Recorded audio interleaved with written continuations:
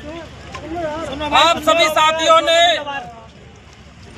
आज हमारी हड़ताल का 33वां दिन है और आपने जो संघर्ष किया, जो एकता दिखाई, जो साथ दिया, वास्तव में काबिले तारीफ है। भाइयों, इस हड़ताल के दौरान हमारे साथियों ने अनेक कष्ट झेले और आज 33वें दिन तक अपनी लड़ाई लड़ी। इस बीच हमारी अनेकों मीटिंग हुई और हाउस के अंदर एक कमेटी की घोषणा हुई। उस कमेटी पर हमारी 3 मीटिंग हुई और तीसरी मीटिंग आज हुई। उस मीटिंग में तमाम नेता और हमारे 2 उच्च अधिकारी और दोनों यूनियन के पदाधिकारी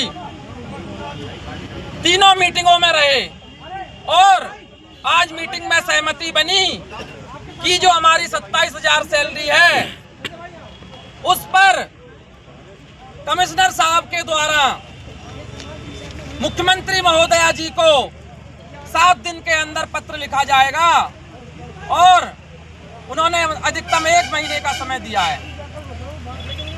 साथियों, यह लिखित में पत्र हमारे पास है। यह आज जो हमारी हड़ताल के दौरान हमारे मेयर साहब, नेता सदन, स्टैंडिंग डैम्स कमेटी के चेयरमैन साहब, हेल्थ कमेटी के चेयरमैन और हमारे तमाम नेतागण आए, ये आपकी सबसे बड़ी जीत है जो मेयर साहब खुद चलकर 33वें दिन आपकी हड़ताल में आए।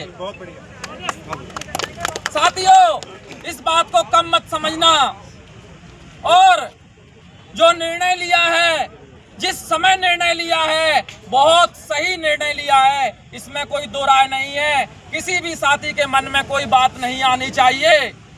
ये जो समय है, हमने अपनी लड़ाई में कोई कमी नहीं छोड़ी और 33वें दिन मेयर साहब को आकर हमारी हड़ताल में हमारे साथियों को जूस पिलाना पड़ा। हम धन्यवाद करते हैं मेयर साहब का और आशा करते हैं कि आपने जिन मांगों पर हमारी सहमति बनाई है उन्हें आप जल्द से जल्द पूरा करेंगे।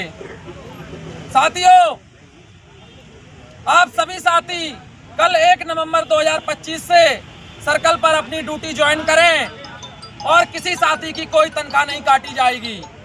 छुट्टियों का भी जल्द से जल्द आदेश करने के लिए सहमति बनाई गई है। तो साथियों, मैं आपको पुनः धन्यवाद करता हूं, दिल्ली पुलिस का भी धन्यवाद करता हूं। उन्होंने हमें काफी कोऑपरेट किया और आज पूरे 6 घंटे हमारे साथ मीटिंग में रहे। बहुत बहुत धन्यवाद। जिंदाबाद, जिंदाबाद, जिंदाबाद। साथियों, आप लोगों ने एक इतिहास रचा है दिल्ली के अंदर और मैं एक एमटीएस कर्मचारी, हमारी बहनें देखो अभी तक भी खड़ी है रात तक। तो आप लोगों की हिम्मत की, हौसले के सभी ने त्याग किया, बलिदान किया, उस चीज़ के लिए आप लोगों को श्रेय जाता है। और दिल्ली के अंदर आप लोगों ने इतिहास रचा है। CITU दिल्ली राज्य कमेटी लगातार आपका सहयोग करती रही और आगे भी निरंतर इस प्रकार का सहयोग रहेगा। मैं केवल जो सवाल आज यहाँ पर आए थे, मैं केवल उनके संबंध में ये कहना चाहता हूँ कि हमने 9 साल पहले यूनियन का गठन किया था। उसके बाद से ESI लागू करवाई गई, प्रोविडेंट फंड लागू करवाया गया, छुट्टियाँ लागू करवाई गई, मैटरनिटी लीव लागू कराई गई, बोनस लागू कराया गया। हर चीज़ हमने हासिल की पिछले 9 सालों के अंदर। और सबसे बड़ी चीज़ MTS PH का पद हासिल किया। हमारे को DBC बोला जाता था या CFW बोला जाता था, मगर आज हम केंद्र सरकार के कर्मचारी के समान पटल पर खड़े हैं और उसी आधार पर हम मांग कर पाए कि हमारे को 27,000 रुपये ग्रेड पे और वेरिएबल DA दिया जाए। तो ये और जो लिखित में लिया है, ये आप लोगों की एकता और आंदोलन का ही निष्कर्ष है। उसी का नतीजा है कि ये चीज़ लिखित में आई है। आज से 20 दिन पहले, 25 दिन पहले अधिकारी लिख करके देने के लिए तैयार नहीं थे, मगर आज 41 करोड़ रुपए आपके ऊपर वेतनमान में खर्च किया जाएगा, ये लिख करके दिया है। तो ये बहुत बड़ी बात है। और किसी भी भाई का कोई सवाल हो, हम लोग कुछ दिनों में यूनियन से चर्चा करके आपस में BTR भवन में मीटिंग बुलाएंगे।